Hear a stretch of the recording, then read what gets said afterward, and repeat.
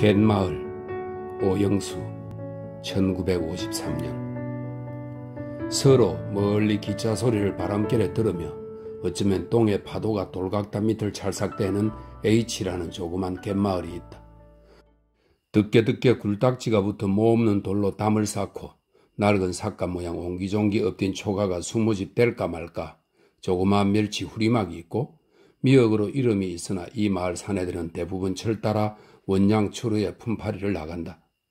고기잡이 아낙네들은 썰물이면 조개나 해초를 캐고 밀물이면 채마밭이나 매는 것으로 여느 갯마을이나 별다름 없다.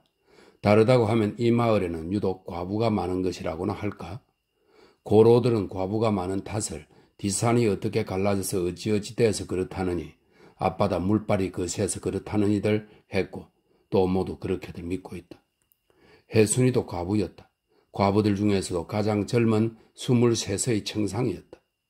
초여름이었다. 어느 날 밤 조금 떨어진 멸치 후리막에서 꽹과리 소리가 들려왔다. 여름 들어 첫 꽹과리다. 마을은 갑자기 수선되기 시작했다. 멸치대가 몰려온 것이다. 멸치대가 들면 막에서는 꽹과리나 나팔로 신호를 한다. 그러면 마을 사람들은 막으로 달려가서 그물을 당긴다.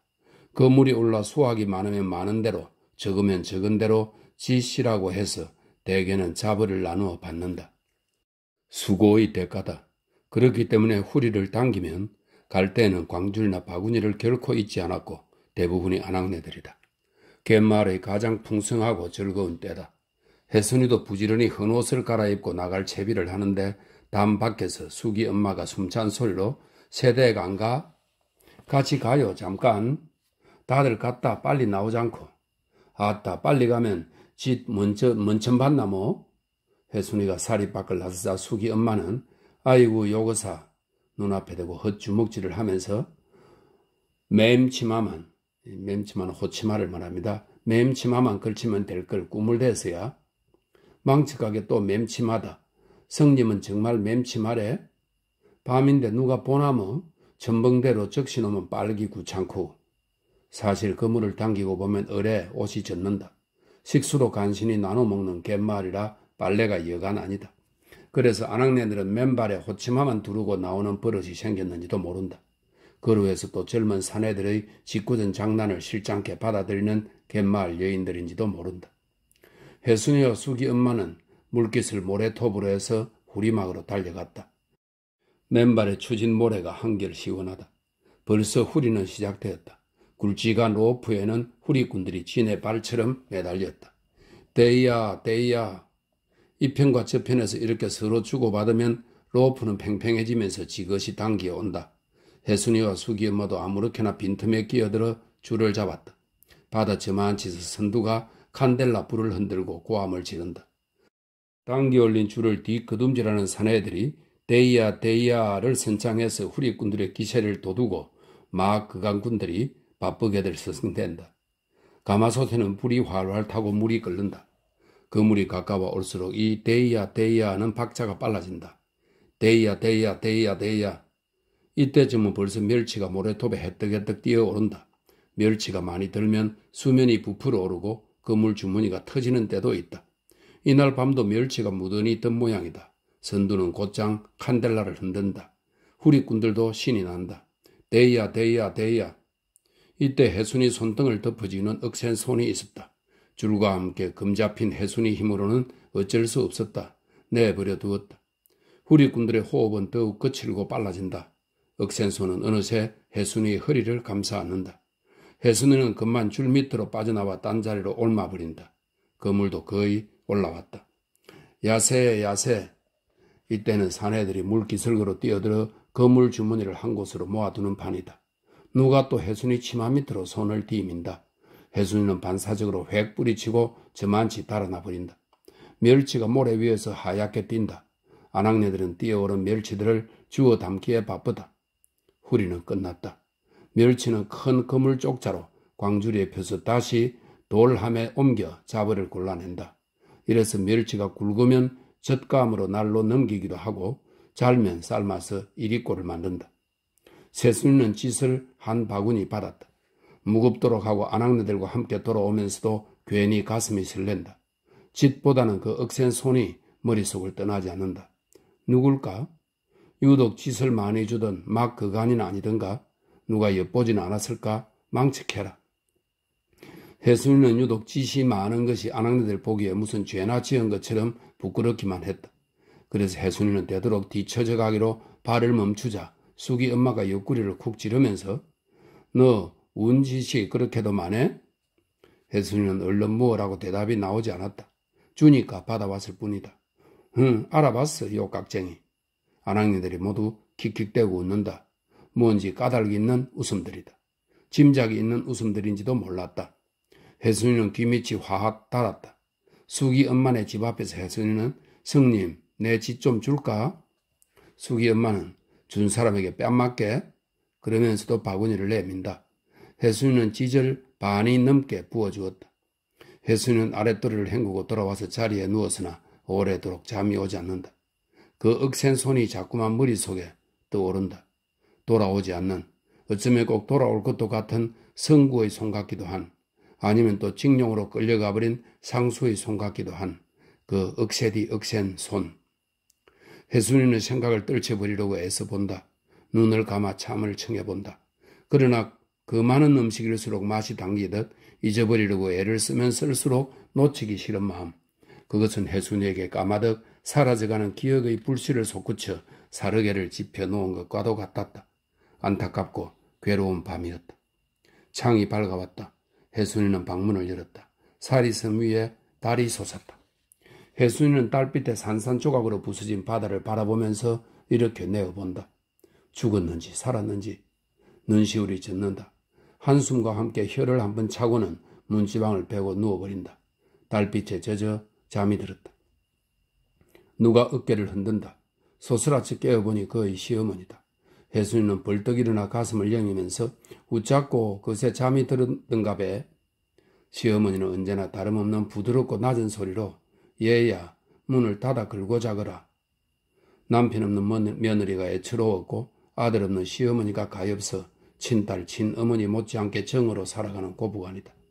그러나 이날 밤만은 얼굴이 달올라 혜순이는 고개를 들 수가 없었다. 그의 시어머니는 언젠가 혜순이가 되돌아오기 전에도 얘야 문을 꼭 걸고 자거라 고 한 적이 있었다. 그날 밤의 기억이 너무나 생생하게 떠올랐기 때문이었다. 모든 것을 다 알고 있는 그의 시어머니다. 어쩌면 혜순이의 오늘은 이 얘야 문을 꼭 닫아 걸고 자거라 에 요약될지도 모른다. 혜순이는 보재기의 딸이다. 보재기는 해녀를 말합니다. 그의 어머니가 김가라는 떠내기 고기잡이 애를 베자 이 마을을 떠나지 못했다. 그래서 혜순이가 났다. 혜순이는 그의 어머니를 따라 바위 그늘과 모래밭에서 바닷바람에 그을리고 조개 껍데기를 만지작거리고 갯냄새에 절어서 컸다. 10살 때부터는 잠수도 배웠다. 혜순이가 성구에게로 시집을 가기는 19살 때였다. 혜순이의 성내를 보자 그의 어머니는 그의 고향인 제주도로 가면서 너 때문에 20년 동안 고향 땅을 못 밟았다. 이제는 마음 놓고 간다. 너도 이제 가장을 섬기는 몸이니 아예 어미신랑을랑 마라. 그의 어머니는 고깃배에 실려 물길로 떠났다. 혜순이에게 장가들기가 소원이던 성구는 그만큼 혜순이를 아꼈다. 성구는 혜순이에게 물일도 시키지 않았다. 워낙 착실한 성구라 제 혼자 힘만으로도 넉넉지는 못하나마 그의 홀 어머니와 동생에서 네 식구는 먹고 살아갈 수 있었다. 그러나 혜순이는 안타까웠다. 물옷만 입고 나가면 성구 벌이에 못지않을 혜순이였다. 어느 날 밤 혜순이는 물때가 한창인데 신풀이가 하고 싶나? 내일 전복을 좀 딸래. 전복은 갈바위 끝으로 가야지. 거긴 큰 게 많지. 그만둬. 가요. 못 간다니. 집에서 별 할 일도 없는데. 놀지. 실에 내일은 가고 말게니. 이래서 혜순이가 토라지면 성구는 그만 그 억센 손으로 혜순이를 잡아당겨 토실한 허리가 어스러지도록 껴안곤 했다. 고등어철이 왔다. 칠성내배로 이 마을 고기잡이 8사람이 한 패로 해서 떠나기로 했다. 이런 때는 되도록이면 같은 고장 사람들끼리 패를 짠다. 같은 날 같이 갔다가 같은 날 같이 돌아온다. 그렇기 때문에 고기잡이 마을에는 같은 달에 난 아이들이 많다. 이 H마을만 하더라도 같은 달에 난 아이가 5이나 된다. 좋은 날씨였다. 배전에는 아낙네들이 제각기 남편들의 어구며 그동안에 신변 연모들을 챙기느라고 부산하다. 사내들은 사내들대로 응당 간밤에 한 마리였겠건만 또 한 번 되풀이를 하고 난다. 돛이 올랐다. 썰물에 갈바람을 받아 배는 미끄러지기 시작한다. 사내들은 노를 긋고 자리를 잡는다.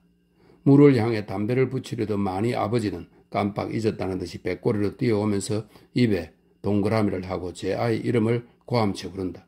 아이 대신 그의 아내가 치맛자락을 걷어쥐고 물기슬거로 뛰어들며 귀를 돌린다. 꼭 그렇게 하라니? 뭘요? 엇밤에 말한 것 말이야. 알았어. 오직 성구만은 돛줄을 잡고 서서 마을 한 모퉁이에 눈을 받고 있다. 거기 돌각담에는 혜순이가 손을 뒤로 붙이고 섰다. 가돈 시집이라 버젓이 배전에 나오지 못하는 혜순이었다. 성구는 이번 한치를 잘하면 기어코 의룡 한 벌 마련할 작정이었다. 배는 떠났다. 가는 사람이나 보내는 사람이나 그들의 얼굴에는 희망과 기대가 깃들어 있을 망정 조그만 불안의 그림자도 없었다. 바다를 사랑하고 바다를 믿고 바다에 기대어 살아온 그들에게는 기상대나 척구소가 필요치 않았다. 그들의 체험에서 얻은 지식과 신념은 어떠한 이변에도 굽히지 않았다. 나를 받아놓고 선주는 목욕 재개하고 풍신과 용신의 제를 올렸다. 풍어도 빌었다. 좋은 날씨에 물때 좋겠다. 갈바람이라 무슨 그립김이 있었으랴. 하늘과 바다가 맞닿은 곳, 솜구름이 양떼처럼 피어오르는 희미한 수평선을 향해 배는 벌써 까마득하다. 대부분의 사내들이 고기잡이를 떠난 갯마을에는 늙은이들이 여린 손자나 데리고 백그늘이나 바위 옆에 앉아 무연히 바다를 바라보고 아낙네들이 썰물에 조개나 캘 뿐 한가하다. 사흘째 되던 날 윤노인은 아무래도 수상해서 박노인을 찾아갔다. 박노인도 막 물가로 나오는 참이었다. 두 노인은 바위 옆 모래톱에 도사리고 앉았다. 윤노인이 먼저 입을 뗐다. 저 구름발 좀 보라니? 구름발은 동남간으로 해서 검은 불꽃처럼 서북을 향해 뻗어오고 있었다. 윤노인이 또 호호호 저 물빛 봐. 박노인은 보라기 전에 벌써 짐작이 갔다. 아무래도 변의 징조였다. 파도 아닌 크고 느린 너울이 왔다. 그럴 때마다 매운 갯냄새가 풍겼다. 틀림없었다. 이번에는 박노인이 뻔히 알면서도 대마도 쪽으로 갔지. 고깃대를 찾아가는데 울릉도 쪽이면 못 갈라고. 두 노인은 더 말이 없었다. 그새 구름은 해를 덮었다. 바람도 딱 그쳤다. 너울이 점점 커왔다. 큰 너울이 올 적마다 물컥 갯냄새가 코를 찔렀다. 두 노인은 말없이 일어나 말없이 헤어졌다. 그들의 경험에는 틀림이 없었다. 올 것은 기어코 오고야 말았다. 무서운 밤이었다.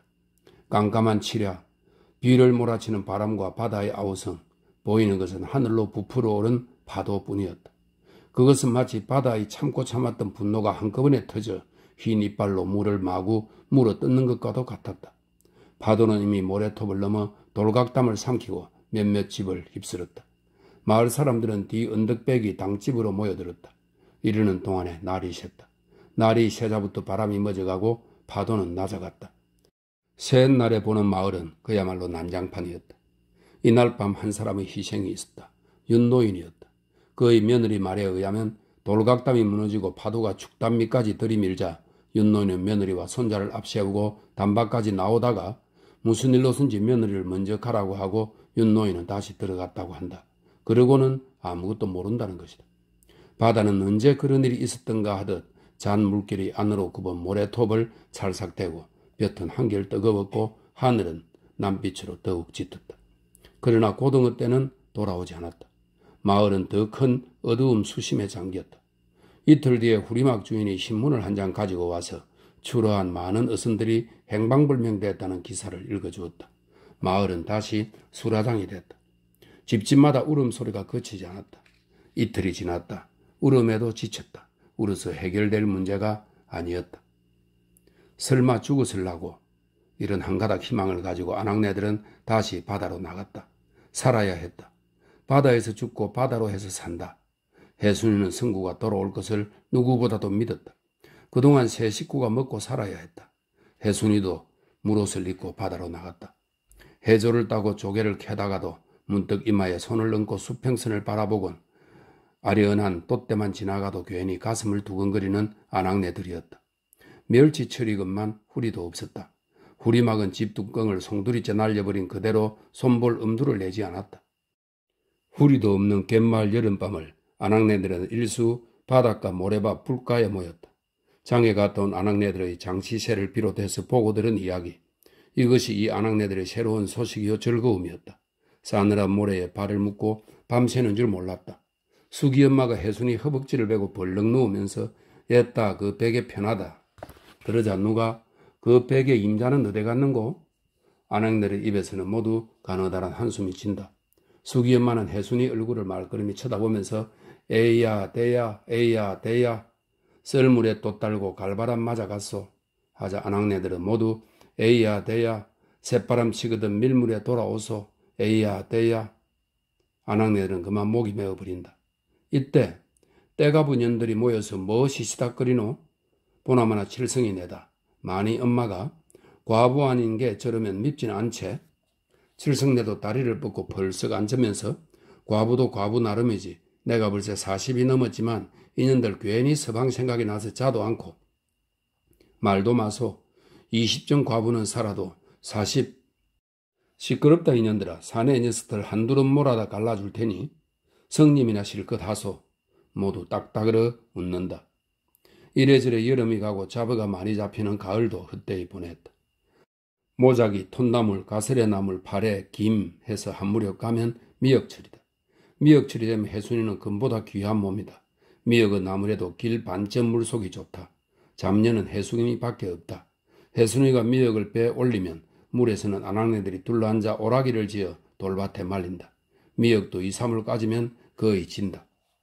어느 날 밤 해순이는 종일 미역바리를 하고 나무 둥치까지 쓰러져 잠이 들었다. 얼마쯤이나 되었을까?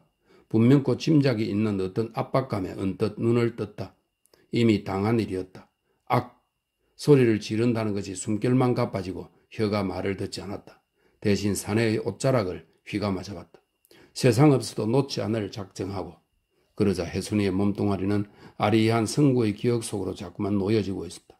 그렇게도 휘가 맞아봤던 옷자락이 모르는 새 놓여졌다. 아니 내가 이게.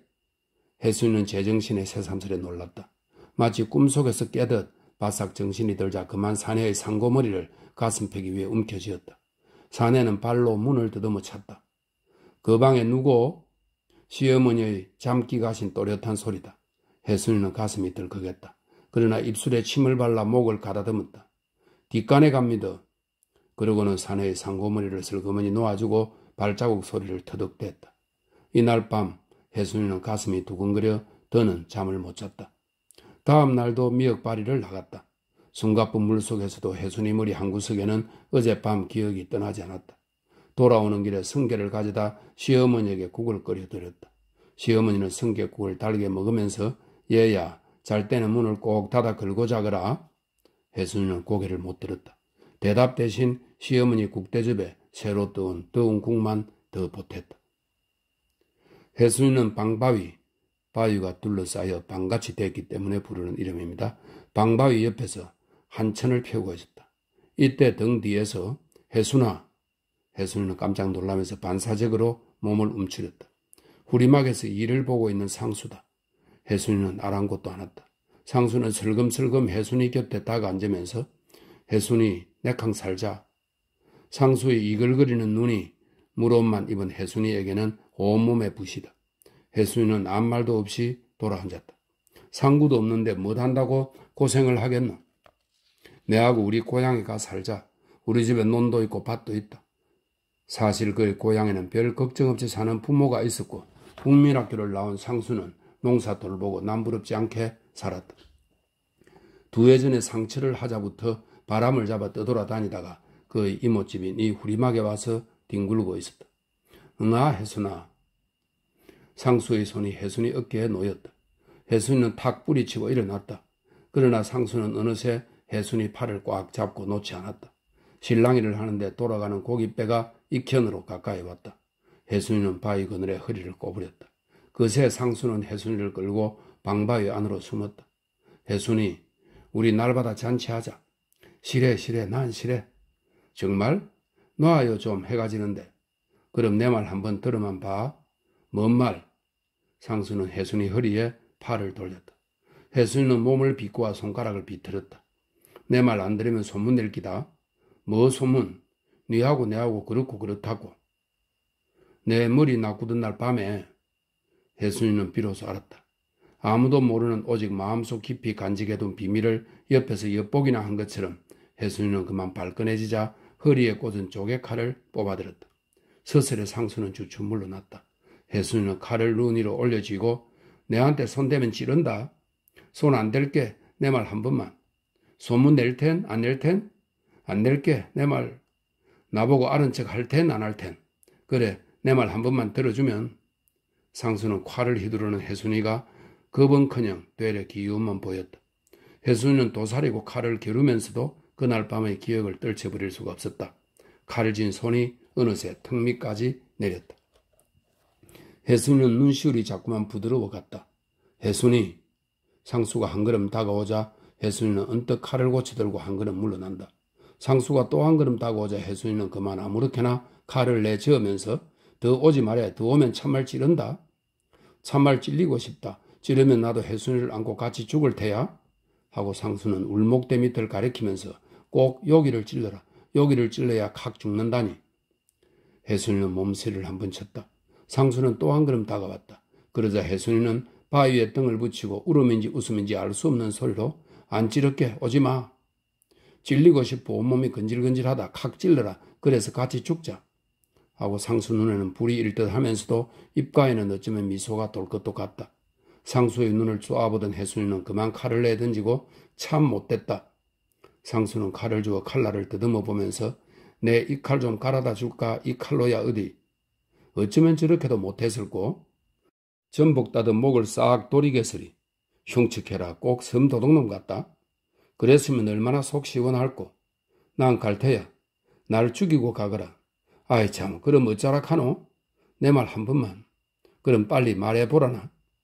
상수는 해순이 목에 팔을 감았다. 해순이는 팔굽으로 뿌리치고 돌아앉아 어깨로부터 물옷을 벗기 시작했다. 이날 해순이는 몇 번이고 상수에게 소문내지 않겠다는 다짐을 받았다. 그러나 이틀이 못 가서 아낙네들 새 해순이와 상수가 그렇고 그렇다는 소문이 돌기 시작했다. 다시 고등어철이 와도 칠성내 배는 소식조차 없었다. 밤이면 아낙네들만이 불가에 모여들었다. 칠성내가 그의 시아버지, 설명입니다. 시아버지는 박노인인데 박노인은 그 어디 이렇다 할 병도 없이 시름시름 알아누워 지금껏 자리를 뜨지 못한다 이렇게 되어 있네요. 박노인이 시키는 말이라면서 작년 그날을 맞아 일제히 제사를 지내라는 것이었다. 모두 그렇게 하기로 했다. 이 H마을에 8집 제사가 한꺼번에 있은 셈이다. 제사를 이틀 앞두고 해순이 시어머니는 해순이에게 얘야 성구 제사나 마치거든 걔가 하도록 해라. 새파란 청상이 어찌 혼자 늙겠노. 해순이는 그저 멍했다. 가면 편할 자리가 있다. 그새 여러 번 말이 있었으나 성구 첫 제사나 치르고 보자고 해왔다. 너도 대강 짐작이 갈 게다. 해순이는 낯이 자꾸 달아올랐다. 상수가 틀림없었다. 해순이는 고개가 자꾸만 무거워갔다. 과부가 과부 사정을 안다고 나도 일찍 홀로 된 몸이라 그 사정 다 안다. 죽은 자식보다 너가 더 애처롭다. 이 시동생을 가리키며 저것도 인젠 배를 타고 하니 설마 두 식구야? 다음 날은 벌써 상수가 해순이를 맞아간다는 소문이 온 마을에 쫙 퍼졌다. 그러면서도 아낙네들은 해순이마저 떠난다는 것이 진정 섭섭했고 맥이 풀렸다. 눈물을 글썽대는 아낙네도 있었다. 해순이는 이 마을, 더구나 아낙네들의 귀염둥이다. 생김새도 믿지 않거니와 마음에 그늘이 없다. 남을 의심할 줄도 모르고 거짓도 없다. 그보다도 우선 미역철이 오면 아낙네들은 절로 한숨이 잦았다.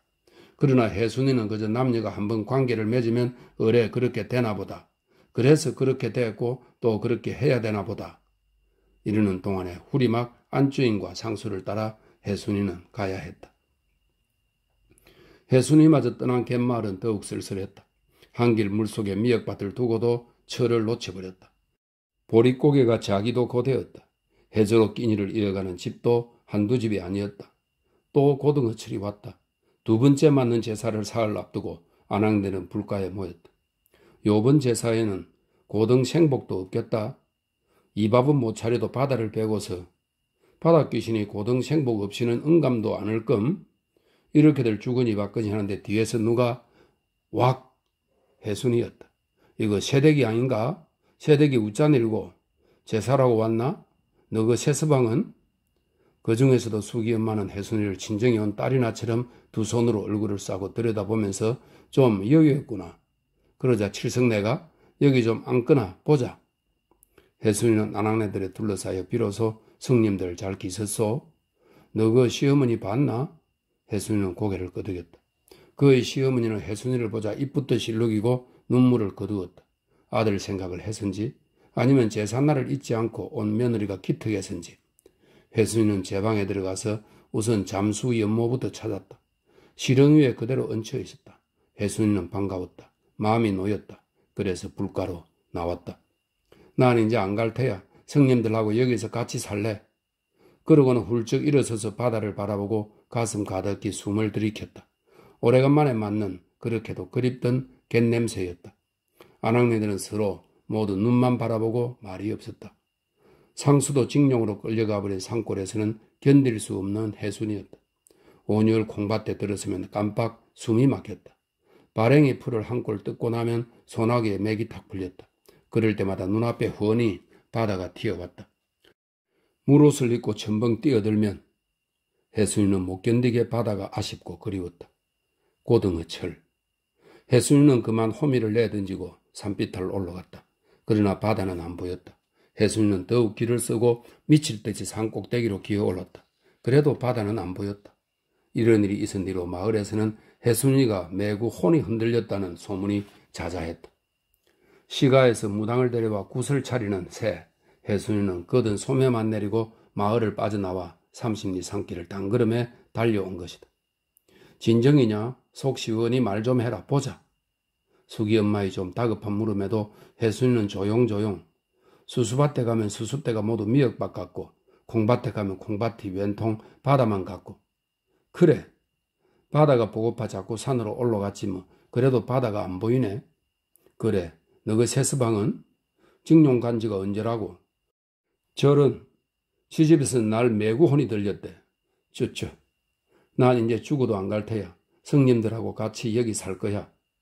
이때 후리막에서 야단슬이 꽹가리가 울렸다. 아, 후리다, 후리다. 안 가? 왜 안 가? 수기 엄마가 해순이를 보고 맴치마만 두르고 빨리 나오라니. 해순이는 재빨리 옷을 갈아입고 나왔다. 아낙네들은 해순이를 앞세우고 후리막으로 달려갔다. 맨발의 식은 모래가 해순이는 오장육부에 간지럽도록 시원했다. 다름산 마루에 초아을의 달이 걸렸다. 달 그림자를 따라 멸치떼가 들었다. 대야 대야, 드물게 보는 멸치떼였다.